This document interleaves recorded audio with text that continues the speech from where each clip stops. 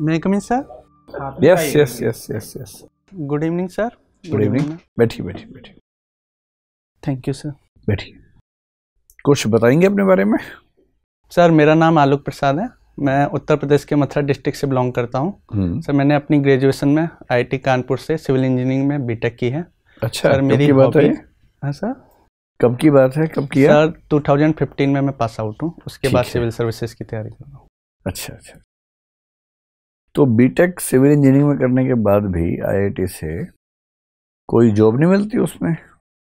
Sir लगभग engineering के दौरान सर मेरा मन बन चुका था सिविल सर्विसेज की तैयारी के लिए। तो सर जो प्लेसमेंट मैं एक्चुअली में बैठा नहीं, तो सर उसके बाद मैं सिविल सर्विसेज की तैयारी के लिए आ गया। और पिछले 5 साल से आप उसी में लगे हुए हैं? जी सर।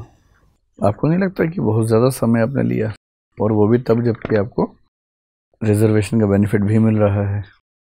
जी सर मैंने ये सोचा तो नहीं था कि इतना लंबा समय निकल जाएगा। सर ये लगातार मेरा तीसरा इंटरव्यू है, लेकिन कुछ कारणवश और सर कुछ ना कुछ परफॉर्मेंस में मेरी कमी के चलते। कितने अंकों से पिछली बार छूट गए थे आप? सर 2017 में सर 3 अंक से, और 18 में 8 नंबर से। अच्छा, चलिए इस बार क्या उम्मीद है आपको आलोक? सर पहले से बेहतर उम्मीद है। अच्छा, और मुझे एक बात और बताइए कि सिविल इंजीनियरिंग तो यूपीएससी में सब्जेक्ट की लिस्ट में शामिल है ही। Yes sir. फिर आपने हिंदी साहित्य क्यों लिया? सर 2 वजह थी। सर पहले सर मैं हिंदी माध्यम चूज करना चाहता था, और सिविल इंजीनियरिंग सर उस समय इंग्लिश मीडियम में ही अवेलेबल था, मतलब हिंदी में बहुत अच्छे रिसोर्स नहीं थे। तो सर मैंने मीडियम की वजह से एक ऑप्शन सिविल इंजीनियरिंग का सर मैं परस्यू नहीं कर पाया। दूसरा सर कुछ मेरे दोस्त थे जो यहाँ तैयारी कर रहे थे, सीनियर्स थे सर, वो हिंदी लिटरेचर में काफ़ी अच्छा कर रहे थे। तो सर जब मैंने उनकी गाइडेंस ली, और दूसरा सर मैंने हिंदी साहित्य के बारे में सिलेबस पढ़ा या उसकी कुछ बुक्स पढ़ी, तो सर मुझे काफ़ी इंटरेस्ट भी आया, और सर मुझे नया पढ़ने का थोड़ा मन था, तो सर इसलिए मैंने हिंदी साहित्य लिया। इंजीनियरिंग का विद्यार्थी जब लिटरेचर पढ़ता है तो उसे क्या फ़ायदे होते हैं, और कहाँ कहाँ उसको विशेष दिक्कतें आती हैं बाकी लोगों की तुलना में? सर फायदों के संदर्भ में देखा जाए तो सर आचार्य शुक्ल जी ने एक बात कही थी कि जब भौतिक मतलब एक फिजिकल काफ़ी ज़्यादा सुविधाएं मिलने के बावजूद आदमी में प्रच्छन्नताएं बढ़ती हैं, तो साहित्य मुझे लगता है सर कहीं ना कहीं मानव मनुष्य को या एक टेक्निकल बैकग्राउंड के बच्चे को संवेदनाओं से जोड़ने में अतिरिक्त मदद करता है।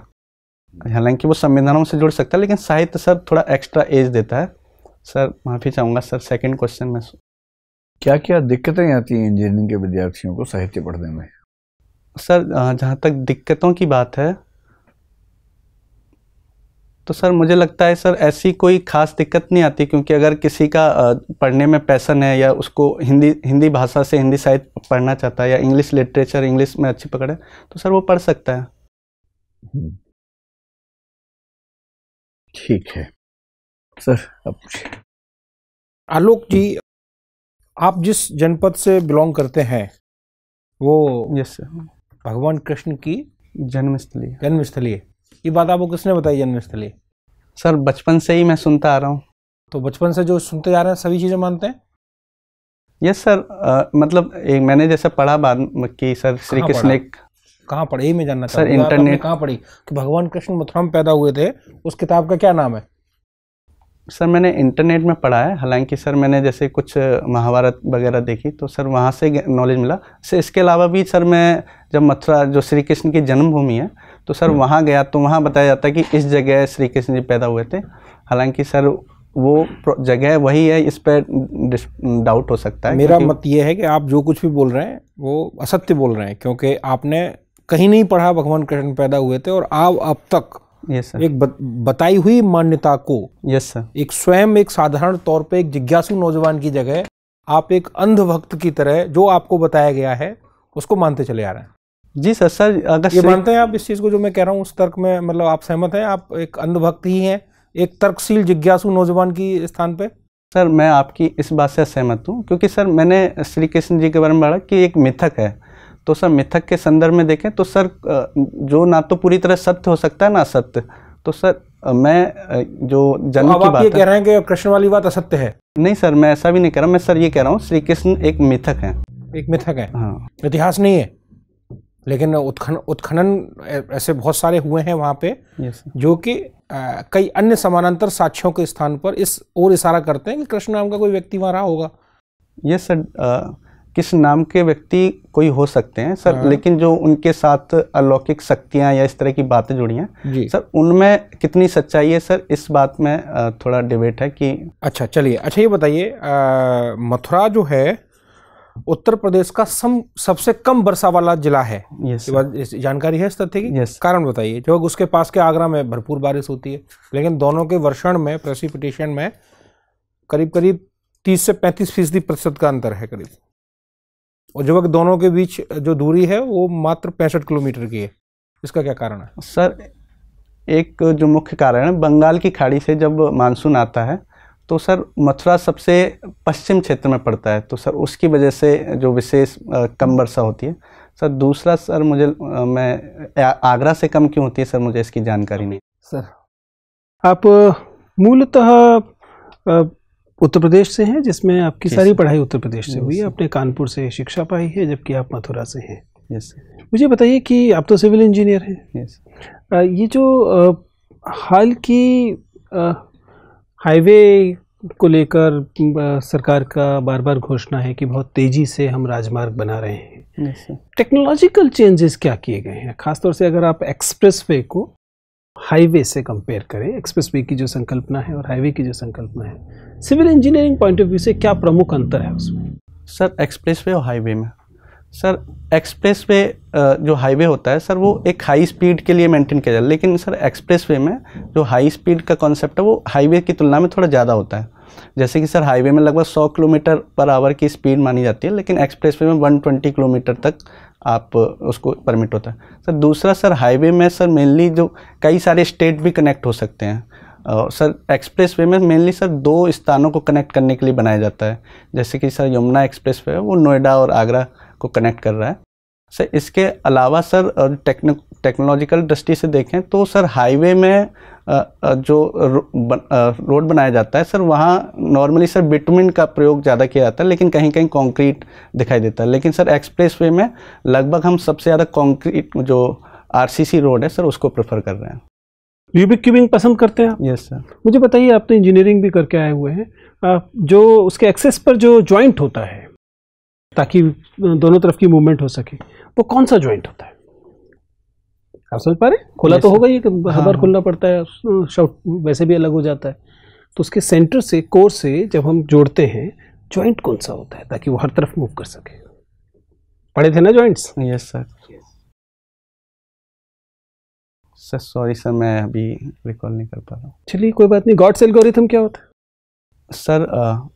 गॉड्स एल्गोरिथम सर, जैसे कि जब क्यूब को ऑप्टिमल मूव्स में सॉल्व कर पाना सर, उसको एक नंबर दिया गया, तो उसको गॉड्स नंबर बोला गया। तो सर जब हम रूबिक्स क्यूब को minimum number of, optimal number of moves में सॉल्व कर पाते हैं, तो सर उसको गॉड्स एल्गोरिथम बोलते हैं। देयर एग्जिस्ट गॉड्स एल्गोरिथम और it's just a myth? Sir ऐसा पहले देखा गया सर कि मिनिमम नंबर ऑफ जो मूव्स थे वो पहले लगभग 26 थे, फिर 22 हुए, अभी लगभग 20 हैं।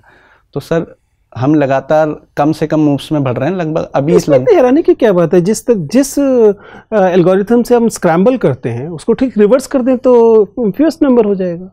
इसे गॉड्स एल्गोरिथम क्यों कहते हैं? आप समझ पा रहे हैं? Yes sir. जिन एल्गोरिथम को आप स्क्रैम्बल करने में करेंगे उसमें इन्वर्स लगाते जाइए तो वापस आ जाएगा। सर ऐसा हो सकता है कि जब जैसा आपने कहा रिवर्स लगाएं, तो सर वो number of count, number of moves ज़्यादा हो सकते हैं, जबकि जो सर गॉड्स में सर आप उससे भी कम मूव्स में सॉल्व कर सकते हैं। मुझे बताइए 3x3 पे पैरिटी क्यों नहीं होता, 4x4 में होता है? सोचा है कभी? पैरिटी मालूम है? Yes sir, parity. सर अगर 4x4 में देखें तो सर उसमें जो ऊपर वाली लेयर होता है, बीच में सर दो क्यूब्स का सर जॉइंट बनता है। सर एग्जैक्ट रीजन सर मुझे बताइए। IITians बहुत अच्छे क्यूबर रहे हैं। yes, शुभम बंसल और आकाश रुपैला, इन दोनों में क्या मतलब, क्यों इन दोनों को ने लगातार 2 साल तक 3 साल तक WCA टॉप किया है इंडिया में? क्या है, आप देखिए स्टाइल उनकी। No sir. नाम सुना है? Yes sir. क्या रैंक है इनके? सर इंडिया में जो गिनीज वर्ल्ड रिकॉर्ड में शिवम बंसल और सर रुसिल दलाल जैसे कुछ लोग बेस्ट। क्या रैंक बताइए सर? आपका क्या रैंक है? सर मैंने सर किसी कंपटीशन में पार्टिसिपेट नहीं किया है, मैं खुद से करता हूँ। चलिए कोई बात नहीं। साहित्य आपका विषय है, मुझे सिर्फ इतना बताइए कि आपके पाठ्यक्रम में कौन कौन दलित आलोचक हैं? सर डॉक्टर धर्मवीर पाठ्यक्रम में मेंशन है ना? सर पाठ्यक्रम में दलित आलोचक नहीं है सर। दलित रचनाकार कोई? सेकंड पेपर पूरा पढ़ा होगा? Yes sir. है कोई? सर दलित रचनाकार भी नहीं है। मनु भंडारी के अलावा कोई स्त्री रचनाकार? Yes sir. उषा प्रियंबदा। कौन सी कहानी है? मछलियाँ सर। और मुस्लिम रचनाकार? अगर मैं कहूँ कि यूपीएससी का पाठ्यक्रम मूलतः केवल सवर्ण उच्च जाति के रचनाकारों का जमावड़ा है, तो आप इस आरोप का कैसे प्रतिकार करेंगे या सहमत होंगे? सर इस बात, जैसा कि आपने बताया, कई सारे जो सवर्ण साहित्यकार रहे हैं, सो उसके पीछे एक वजह देखी जा सकती है, क्योंकि कल्चरल तो बात की बात है, पहले कंक्लूजन पे आइए कि ऐसा है कि नहीं। सर यस सर, काफ़ी जो पुराने समय में देखें लगभग 19 हम तो आधुनिक रचनाकारों की भी बात कर रहे हैं। आधुनिक रचनाकार में तो पर्याप्त रचनाकार हैं सर। मैक्सिमम नंबर ऑफ रचनाकार सवर्ण हैं, लेकिन अभी देखें तो सर उसमें काफ़ी सारी महिलाएं या दलितों का भी प्रवेश हुआ है सर। उसकी वजह है सर कल्चरल कैपिटल जो होती है सर, वो सवर्ण जाति के। ये विक्टिम ब्लेमिंग, आप कह रहे हैं कि रचनाकारों में ये कुवत नहीं थी। समस्या पाठ्यक्रम बनाने वालों में या रचनाकारों में? आप तो कह रहे हैं सर, मैं क्वेश्चन समझ नहीं पाया। आप तो ये कह रहे हैं कि रचनाकार ठीक नहीं थे इसलिए नहीं आ पाए। कल्चरल कैपिटल का सवाल तो यही कहता है ना कि रचनाकार अच्छे नहीं थे इसलिए नहीं आ पाए। सर ये लाने वालों का भी तो दोष होगा। नहीं सर, ये सिर्फ एक वजह है। इसके अलावा भी सर जैसे कि सामाजिक वंचनाएं होती हैं या सामाजिक रूप से उनको अलग करने का एक प्लान रहता है, तो सर वो भी एक वजह रहती है। चलिए ठीक है मैम। अच्छा आलोक जी, आरक्षण जो है वो जो सामाजिक वंचनाओं की बात कर रहे थे अभी आप, सामाजिक आधार पे होना चाहिए कि आर्थिक आधार पे होना चाहिए?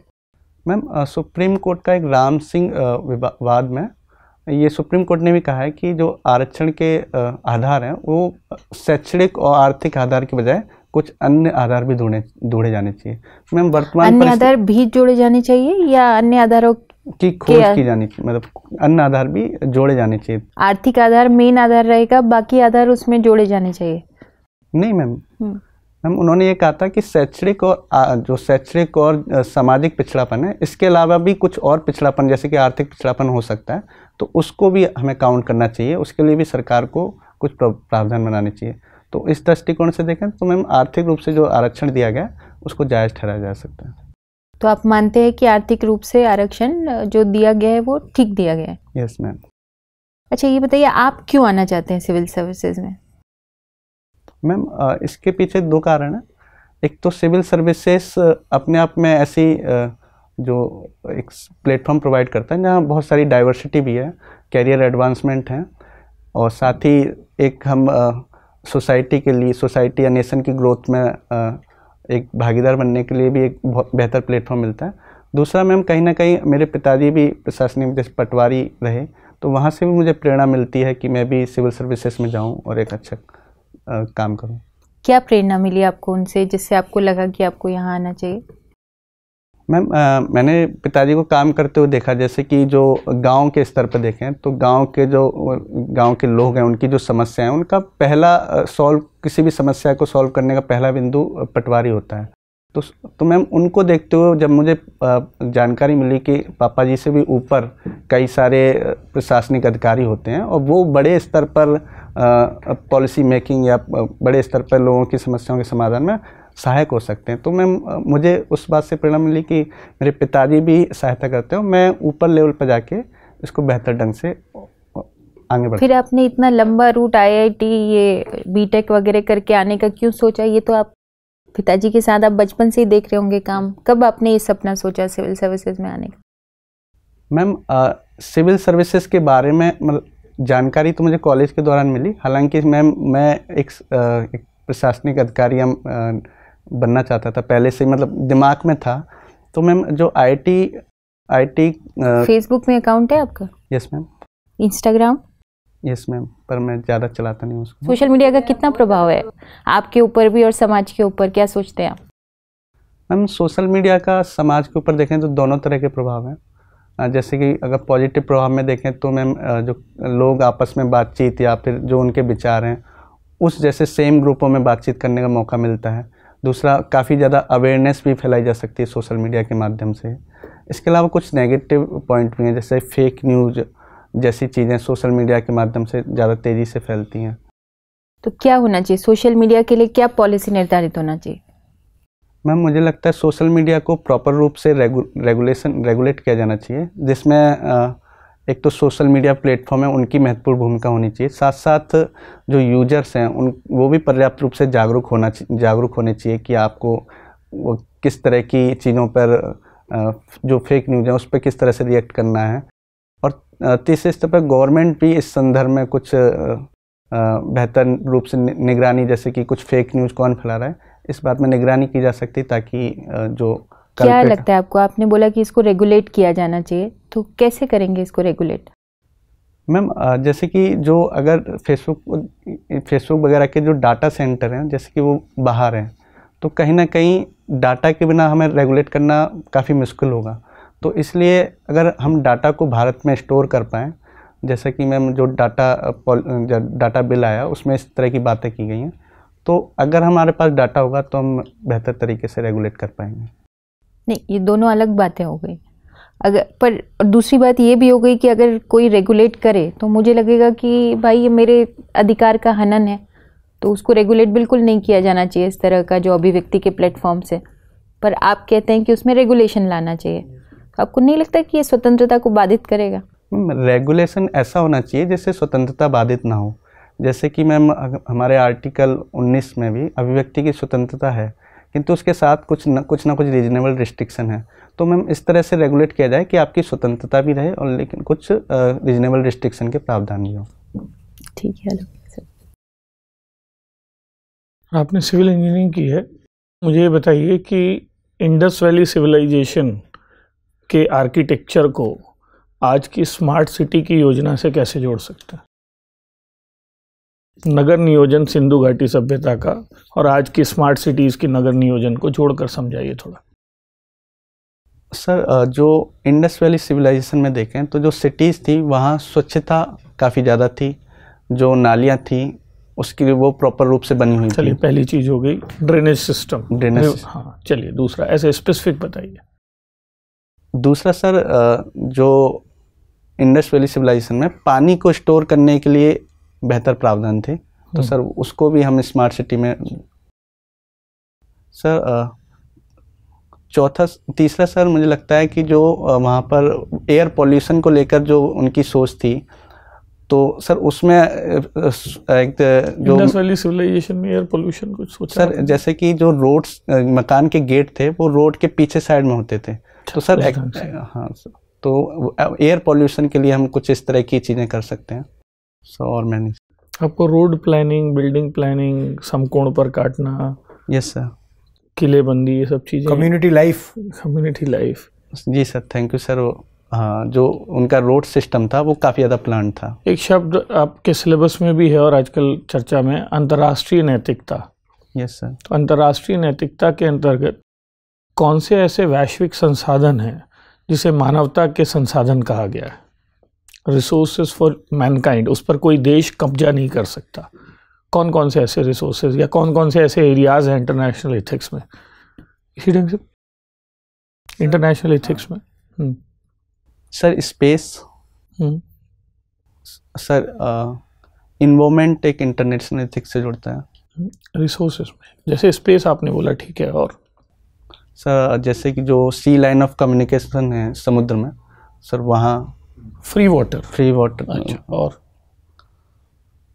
और सर जो अंटार्कटिक और आर्कटिक जिस पर वहाँ जो रिसर्च हो रहा है, तो सर इसमें देखा जा सकता है। और कोई मुद्दे जो अंतर्राष्ट्रीय नैतिकता से जोड़ते हो रिसोर्सेज के अलावा? सर जैसे कि शरणार्थियों का मुद्दा, पर्यावरण, मेडिकल ट्रायल्स, और सर जो युद्ध वगैरह किसी में अगर वार्स होते हैं कि कंट्री के बीच में, तो सर ठीक है। ये बताइए कि कल्याणकारी राज्य के बारे में कहा जाता है कि वो गर्भ से कब्र तक जनता के हितों को देखता है, लेकिन इस बार का बजट देखकर मुझे ऐसा लग रहा है कि गर्भ से कब्र तक ध्यान रखने के लिए सरकार के पास पैसा नहीं है। तो आयुष्मान में भी पीपीपी बोल रहे हैं, वो एजुकेशन में भी पीपीपी बोल रहे हैं। तो हर जगह जब लोक निजी सहभागिता आती है तो कल्याणकारी राज्य का स्वरूप बदल जाता है। वो कौन सा राज्य है जिसमें वो बदलता है और कैसे बदलता है? अच्छा, दूसरे तरीके से ये बता दीजिए कि जब लोक निजी सहभागिता मॉडल पर राज्य काम करेगा तो उसके प्रॉस क्या होंगे, कौन से पॉजिटिव नेगेटिव क्या होंगे, जैसा कि इस बार के बजट में बहुत उल्लेख है? सर, अगर निजी सहभागिता होगी तो पॉजिटिव में देखें तो सर, जैसे कि निजी क्षेत्र में एफिशिएंसी काफ़ी ज़्यादा होती है, तो वहाँ कहीं ना कहीं सर्विस डिलीवरी बेहतर हो सकती है। दूसरा सर, निजी क्षेत्र लगातार किसी भी टेक्नोलॉजी को अपनाने में या उससे संबंधित रिसर्च करने में एक ज़्यादा आगे रहता है। और सर, इसके कुछ नेगेटिव, जैसे कि जो निजी क्षेत्र होता है वो लाभ की अवधारणा पर ज़्यादा काम करता है, तो ऐसा हो सकता है कि जो लोग जो पुअर पीपल हैं सर, वो कहीं ना कहीं जो इस चीज़ से थोड़ा नुकसान हो सकता है उनको। बैडमिंटन खेला है आपने, साइना नेहवाल और सिंधु की 3 समानताएं और 3 अंतर बताइए। सर, जो साइना नेहवाल का जो लेफ्ट हैंड से जो स्मैश मारती हैं वो सर काफ़ी बेहतर है पीवी सिंधु की तुलना में।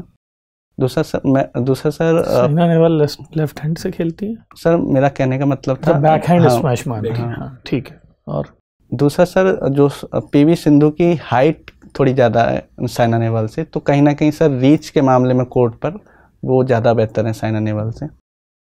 और सर, जैसे कि पीवी सिंधु अपनी हाइट की वजह से इसमें हाइट हो गया, रीच सर स्मैश मारने में भी उन्हें आसानी होती है। और कैरोलिना मार्लिन इन दोनों को क्यों हरा पाती हैं? सर, लगातार, मतलब उनके रिकॉर्ड में आप देखेंगे they got defeated regularly by that particular player. Sir, एक तो उनका हो सकता है कि कुछ दोनों प्लेयर से ज़्यादा बेहतर खेलती हूँ, जैसे कि ये चाहे स्मैश के मामले में हो जाए चाहे रिटर्न्स के मामले में। Thank you sir. आलोक, अभी अयोध्या वाला मामला तो आपने देखा कि सुप्रीम कोर्ट की सहमति से सॉल्व हो ही गया है। Yes sir. अब मथुरा और काशी बाकी हैं, ऐसा कुछ लोग कहते हैं। आपका क्या स्टैंड है, इसके बाद क्या होना चाहिए मथुरा में और काशी में भी? सर, सरकार को कुछ करना चाहिए? सर, मथुरा और काशी में देखें तो सर अभी मथुरा में सर ऐसा आराम से हिंदू मुस्लिम साथ साथ रह रहे हैं, कोई ऐसा डिस्प्यूट है ही नहीं। तो और जिस दिन हो जाए उस दिन सर, अगर किसी इस तरह का कोई भी डिस्प्यूट होता है तो सर लॉ एंड ऑर्डर का विषय बनता है, तो जिसको हमें सर पुलिस के माध्यम से निपटना भी चाहिए। भगवान कृष्ण के इलाके से आप हैं। Yes sir. क्या है कृष्ण का प्रभाव आप पर और अभी आपके समाज पर? मतलब यदि आपको मथुरा के समाज के बारे में बताना हो कि कृष्ण का व्यक्तित्व का असर आज तक जिंदा है, तो क्या असर दिखते हैं? सर, श्री कृष्ण ने गीता में जैसे कहा था कि कर्म करो और फल की इच्छा मत करो, तो सर मुझे लगता है सर मैं भी इस पर जितना ज़्यादा हो सकता है मैं चलने का प्रयास करता हूँ। दूसरा सर, तो आप इंटरव्यू में उम्मीद नहीं कर रहे कुछ भी? सर, मैं कोशिश करता हूँ, हालांकि ये एब्सोल्यूट टर्म में सर लागू नहीं हो पाता। सर, दूसरा, जैसे कि स्थित प्रज्ञ की अवधारणा थी, वो सर उसको भी मैं अपने ऊपर अपनाने का प्रयास करता हूँ कि किसी भी विषम परिस्थिति या कैसी भी परिस्थिति में अपने आप को मेंटेन रख सकूँ। चलिए, ये तो आपके ऊपर हुआ प्रभाव, ये तो आपने तैयार किया हुआ है। अब ये बताएं कि मथुरा के सामान्य लोगों में, समाज में कृष्ण का क्या प्रभाव दिखता है आज के समय में? सर, अगर मथुरा के सामान्य लोगों में देखें तो श्री कृष्ण का जो एक, सर मैं वर्ड याद नहीं कर पा रहा हूँ, जो सॉरी। ठीक है आलोक, बड़ा अच्छा लगा आपसे बात करके। आप जा सकते हैं। Thank you sir. Thank you ma'am.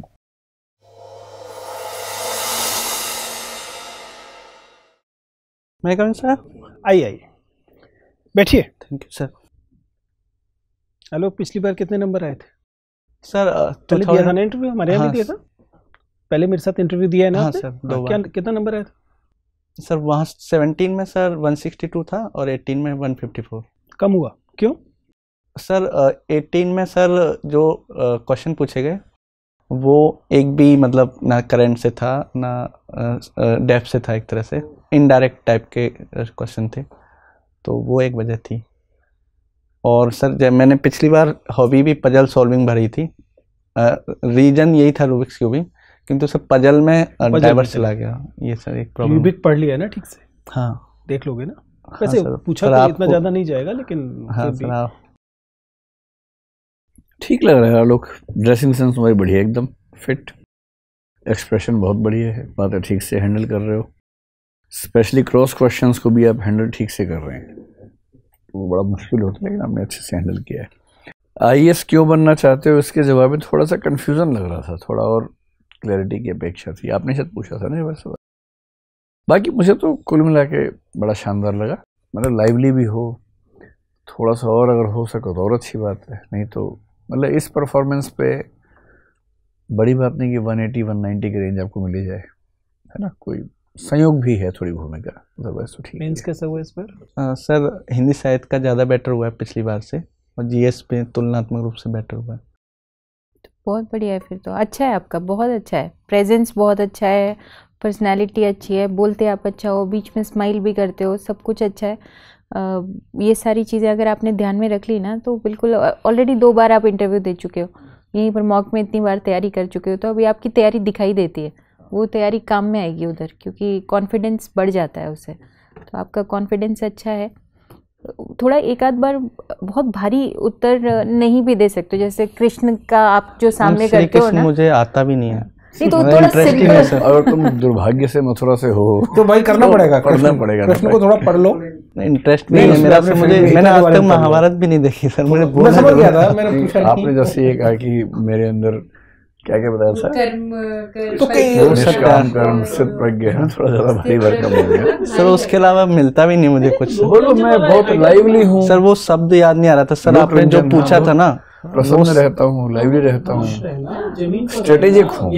जैसे राम में उतनी स्ट्रेटेजी नहीं है जितनी कृष्ण में दिखती है स्ट्रेटेजी। ये सर दोस्तों का मददगार हूँ, किसी दोस्त को दिक्कत है सबसे पहले पहुंच जाता हूँ। ये छोटी छोटी बातें मैंने तैयार किए थे, मैं भूल गया। और मथुरा के लोगों में क्या खास बात है सर, मथुरा के लोग बहुत बिंदास और मस्त, कृष्ण में यही थे।